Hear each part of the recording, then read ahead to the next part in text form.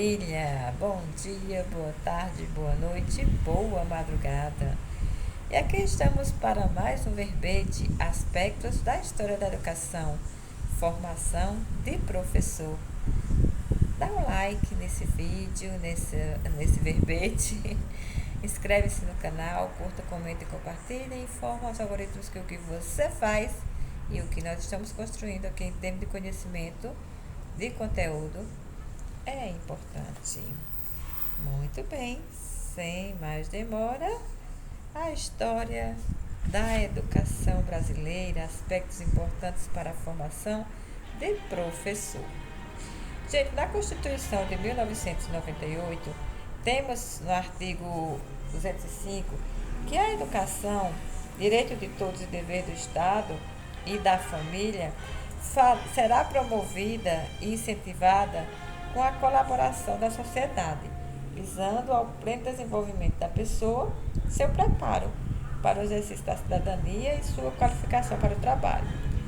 Nessa mesma Constituição de 1988, no artigo 206, o ensino será ministrado com base nos aspectos múltiplos. Olha que palavra maravilhosa, tá? Conceitos como igualdade, tá? Liberdade, igualdade de condições para o processo da aprendizagem e o acesso à permanência na escola, liberdade de aprender, ensinar, pesquisar e divulgar o pensamento, a arte e o saber. Então, a seguir, a gente observa como é que a história da educação mostra esses aspectos, e foca a formação do professor. Então, vamos pensar no período do Brasil colônia. No período colonial, a educação brasileira esteve nas mãos dos jesuítas, cuja função era converter os gentios, os povos nativos, das regiões conquistadas pelo Império Colonial Português, converter à fé católica. Para tanto, Portugal contou com a atuação da Companhia de Jesus, fundada em 1534 por Inácio de Loyola, no contexto da Contra-Reforma, tá bom? Então, a Companhia de Jesus, como ordem religiosa, fundava-se em uma cega obediência à doutrina da Igreja, substituía-se o raciocínio pela doutrinação, ok? Então, é fácil perceber e avaliar as consequências de tal obscurantismo, porque o desenvolvimento cultural dos povos que viveram sob essa influência não era tão grande, Junto com a Companhia de Jesus, veio ao Brasil Tomé de Souza e, com o apoio de Dom João III, rei de Portugal à época, ditou as diretrizes básicas para a colônia em um regimento de 17 de dezembro de 1548, em que constava a questão educacional, mais especificamente a conversão dos indígenas ao catolicismo, por meio da catequese e da instrução. Para o autor Ribeiro, esse período de organização escolar na colônia estava ligado à política colonizadora dos portugueses, isto é, os colonizadores visavam ao lucro, cuja obtenção era responsabilidade dos nativos e da população colonial. Para satisfazer os interesses do colonizador, seria mais fácil subjugar o indígena e tomar suas terras, apresentando-se como emissários de Deus, abençoados por seus representantes terrenos. Então, para os jesuítas, o caminho mais fácil foi catequizar os índios, contando com a persuasão das armas portuguesas. Assim, a realeza e a igreja aliavam-se em torno dos seus objetivos convergentes na conquista, na dominação do mundo novo. Então, o primeiro plano educacional, aqui nós precisamos perceber, foi elaborado pelo padre Manuel da Nóbrega e indicava a necessidade de incluir os filhos dos colonos, sendo que os únicos educadores à época eram os padres jesuítas, os quais contavam com o apoio real, a fim de comunicar com os indígenas. Muitos jesuítas aprenderam os idiomas nativos. O plano visava abranger toda a população em idade escolar e iniciava-se pelo ensino da língua portuguesa, da doutrina cristã e da leitura e escrita. A continuidade era opcional, né?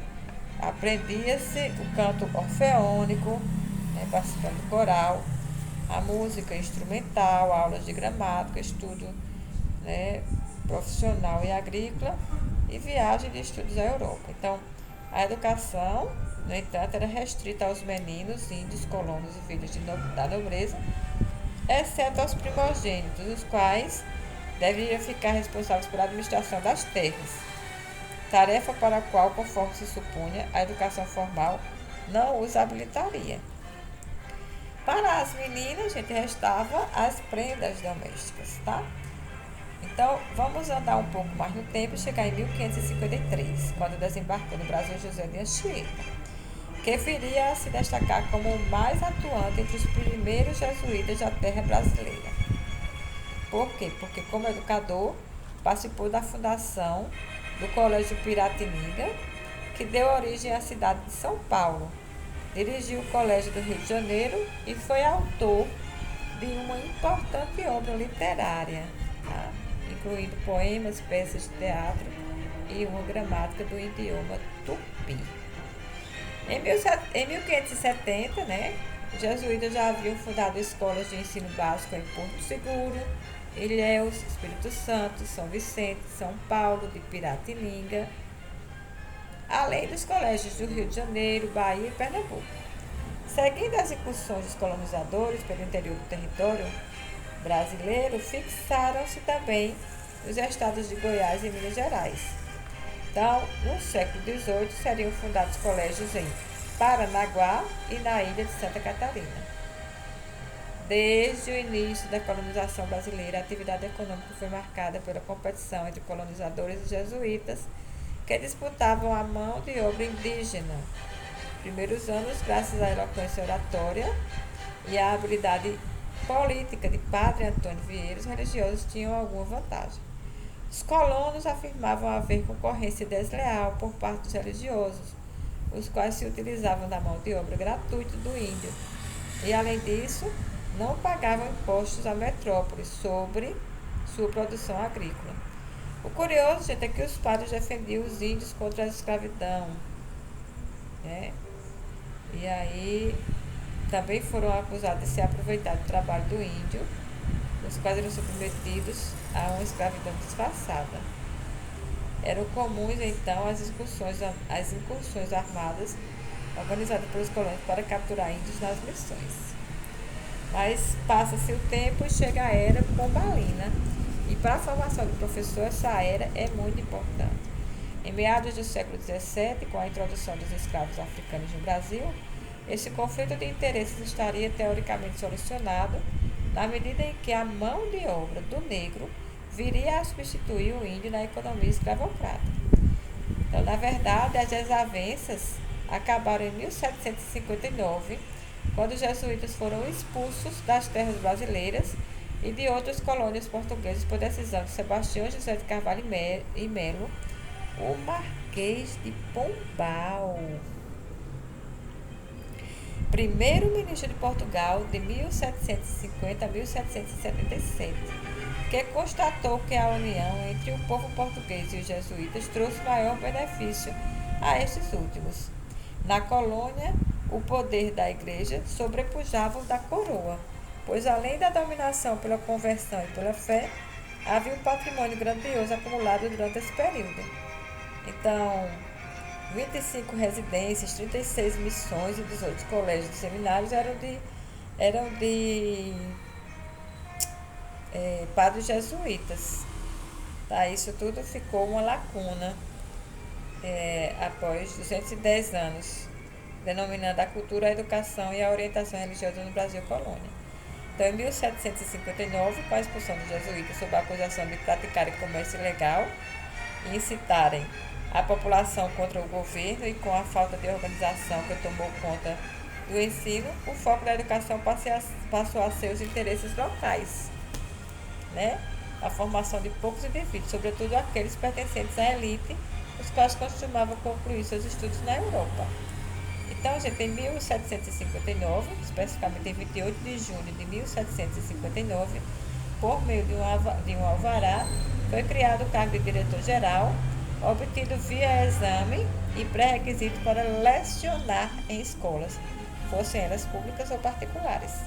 O objetivo era controlar a educação a fim de que esta se desenvolvesse conforme os interesses da metrópole, e para isso eram promovidos inquéritos para fiscalizar os usos de livros proibidos e professores que lecionavam sem autorização do Estado. Segundo o autor Alves, gente, o ensino fundamental pouco foi afetado, permanecendo isolado da realidade, que ocasionou a contratação pelas famílias mais abastadas de padres para ministrar a educação de seus filhos. No que toca ao ensino secundário, o mesmo haverá substituir as disciplinas, então, oferecidas pelo grego, pelo latim, pela retórica, mediante aulas avulsas e isoladas entre si, as aulas régias. Isso é muito importante para a formação do professor, saber que tinha ali as áreas régias, aulas régias, tá? Então, essas providências que aconteceram não foram suficientes para garantir a continuidade das escolas na colônia, e foi apenas em 1772 que se deu a implantação do ensino público oficial no Brasil, a partir da instituição de subsídio literário, imposto colonial para a manutenção da educação primária e secundária.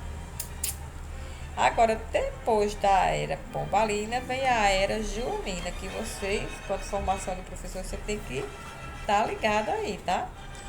Com a Revolução Francesa de 1789 e a ascensão de Napoleão Bonaparte ao poder, aumentaram as rivalidades entre a França e outras nações europeias. E todas essas mudanças ocorridas na Europa afetaram a colônia. Foi naquele período, mais precisamente no ano de 1808, que se decidiu transferir a sede da metrópole para o Brasil. Além da família real, desembarcaram aqui, em nossas terras, cerca de 15 mil pessoas, entre nobres e serviçais. Imagine você, de uma hora para outra, a colônia recebe um contingente populacional, né, habituado a viver e habituado aos costumes europeus. Então, houve um choque recíproco para quem estava aqui e para quem estava chegando. A capital à época era o Rio de Janeiro. Teve de se adaptar aos interesses da nobreza de Portugal. Foi preciso, então, criar meios de atender a essa população, inclusive no campo intelectual. Então, mudanças a partir de Dom João VI, da era joanina, promoveu muita coisa para que se adequasse às necessidades da corte portuguesa. No Rio de Janeiro foram criados o Banco do Brasil, primeiro do país, o Museu Nacional, Biblioteca Real, Jardim Botânico, a Academia Real da Marinha, Academia Real Militar, o curso de Agricultura, a Escola Real de Ciências e Ofícios e o Observatório Astronômico e Museu de Mineração.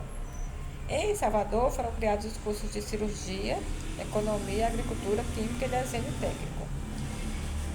Foi fundado no Colégio das Fábricas, também no Rio de Janeiro, para ensinar os ofícios aos órfãos que vinham na comitiva real, né, a arte de fabricar.